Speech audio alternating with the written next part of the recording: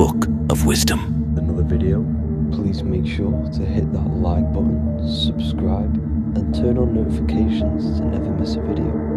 The Earth is a giant torus field consisting of a positive and a negative pole, the Sun being the cathode with positive charge and the Moon being the anode with a negative charge. This is why the Sun rules over the day, giving you lots of energy, and the Moon taking your energy from you, making you go to sleep.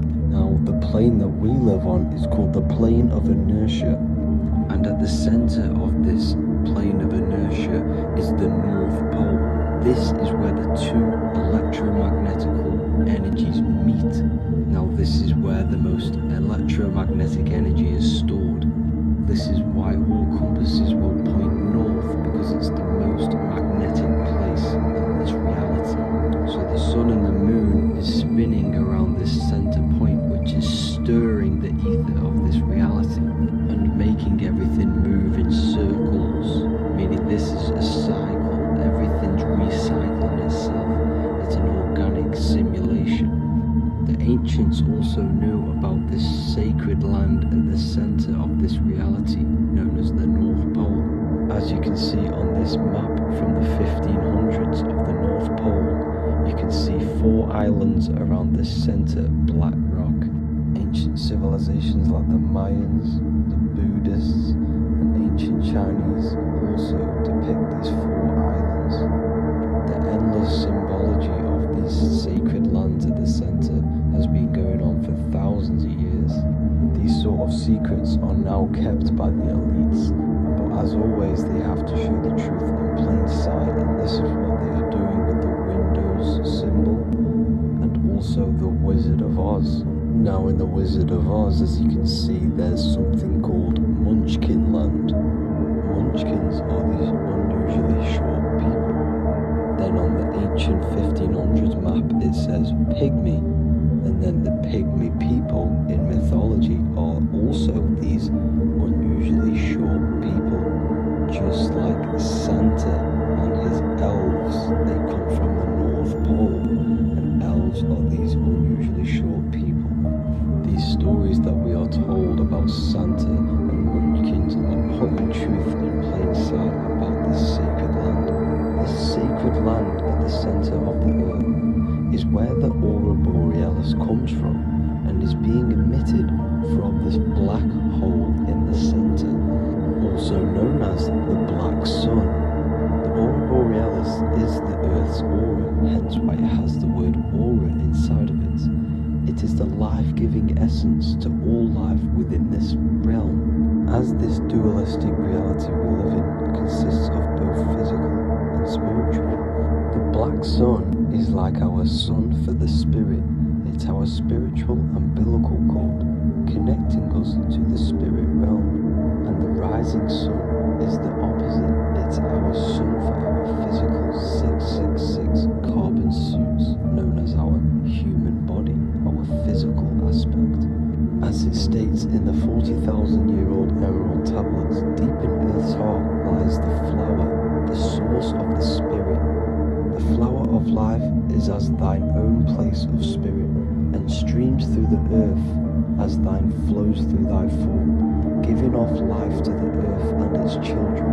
So the North Pole is the core of this spiritual reality, and the closer you get to it, the more spiritual and lucid it becomes.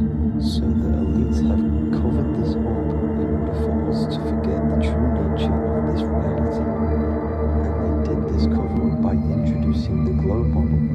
Nicholas Copernicus was around in the 1400s, and he introduced the globe model. As you can see, he is a Freemason. He depicts himself with a globe and a Masonic compass in all of his paintings and portraits. Galileo was also a Freemason, as you can see in all of his portraits with a globe and a Masonic compass. He was also a massive part of introducing the globe model after Nicholas Copernicus. So yes, the globe model was a spiritual and political move to gain more control of the masses. After the globe model was then introduced, they introduced the theory of evolution by another Freemason, Charles Darwin. See how these two theories go hand in hand? They both degrade humanity and they make you confused of where we actually came from.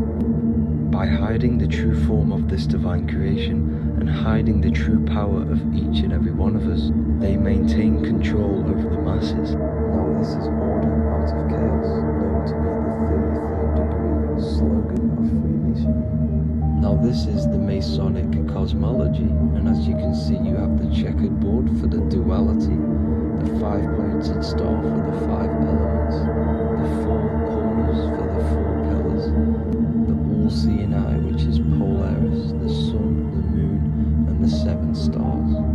So even Freemasons are taught the flat earth cosmology and the true form of this reality. Now the true nature of the sun, the moon, and the earth is shown and reflected through the Masonic compass. The Masonic compass is the sun, the moon, Polaris at the top, and the black sun at the bottom. It makes sense why all the scientists who introduced the globe model all used the compass and the globe together, because it's truth in plain sight. As I explained in my other video, all Freemasons have to take the oath, so it goes to show, why are we all learning these theories from Freemasons who can't talk about certain topics that they learn about? Why should we believe their theories when they're holding back the real truth about this reality? Now going on to NASA. NASA means to deceive in Hebrew, and they are also funded by the government. They are not a private company. The old owner of NASA, Werner von Braun, on his grave has the Bible verse Psalms 19:1. The heavens declare the glory of God, and the firmament showeth his handiwork. Now why would the owner of NASA put this on his grave? Seems a bit suspicious to me, alongside with the NASA astronauts are all Freemasons, and not to mention the countless mistakes they've made on their live videos in space stations, the moon landing, and the CGI footage of the Earth, which is obviously photoshopped. Just by tricking the masses that they live on a spinning ball, the elites gain the perception of the masses. Not only does it hide the divine creation we're inside of, it hides the divine spark within you, it hides the creator, the source. And by believing in space and we live on a spinning ball, it makes people come to the interpretation of that we are a coincidence and we do not have any purpose. And of course this is false. When you come to realization that we are all a divine creation and we can create our own divine life in this reality, life becomes more sacred and you start to enjoy little things. The elites want you to believe everything exists only in the 5 senses. They want you constantly looking outside of yourself because they know that will keep you on lower states of consciousness. Now this brings me to my next point.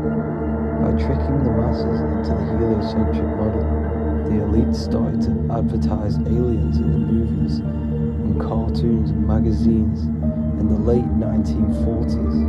Now this is subconsciously programming us about aliens and extraterrestrial threats, which then they can use to their advantage. And this is something called Project Bluebeam. They are more than likely going to fake an alien invasion to push this 2040 agenda, which is for one government and one ruling currency. That's it for this video, guys and girls. PDF or paperback copies available in various languages. Visit www.bookofwisdom.org.